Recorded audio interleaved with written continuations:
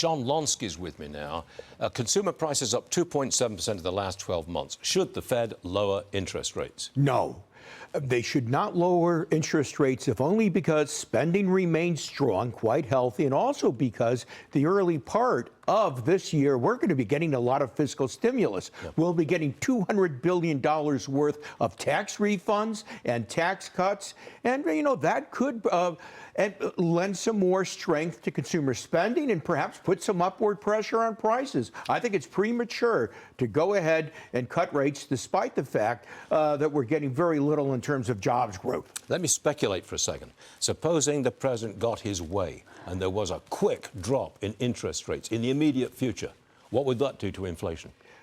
It would be higher than otherwise. I mean, I don't know of any economist that would tell you that if you have a problem with affordability, you have a problem with inflation, consumers complaining about inflation, you're going to go ahead and cut rates. That makes no sense, especially cut rates deeply.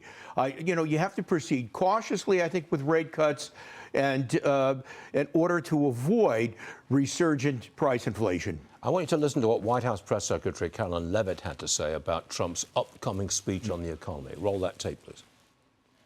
He looks forward to traveling to the great state of Michigan, a state he won big, to not only tour a factory that produces Ford F-150s and is going to be hiring more and producing more trucks right here in the USA because of President Trump's effective tariff policies. But the president is also going to deliver an economic address where he's going to talk about all of the positive economic news that we continue to see as a result of his agenda.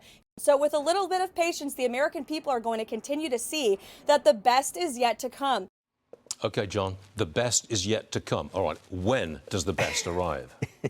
Like waiting for Godot. Well, I don't think it'll take that long. But I think when I look at the current situation, the point is we want to avoid the situation from becoming worse. I'm worried about this lack of jobs creation. That's not a good thing. And consumers are still upset about high prices.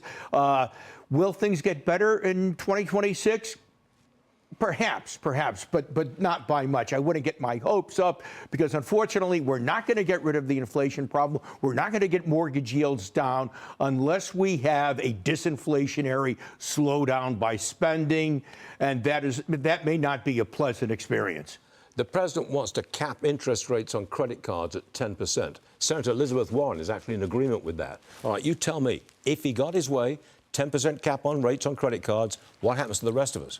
Well, I mean, you gave me the answer when you said Senator Warren agrees with Trump on this issue. Actually, it's going to be bad for consumer credit. That's going to reduce the supply of consumer credit to those consumers of lesser credit quality, younger consumers and so on, that haven't been able to establish adequate credit scores. Not a good idea, and I would imagine that the credit card companies will try to get around this, maybe by increasing fees for late payment and so on. Now, when you put a price ceiling on anything, you get less of whatever the price ceiling applies towards. And that would mean, by the way, less in the way of consumer spending. John Lonski, you're not real happy with a lot of the things that's going on. I can tell. Okay? John Lonski, you're all right. Thank you very much.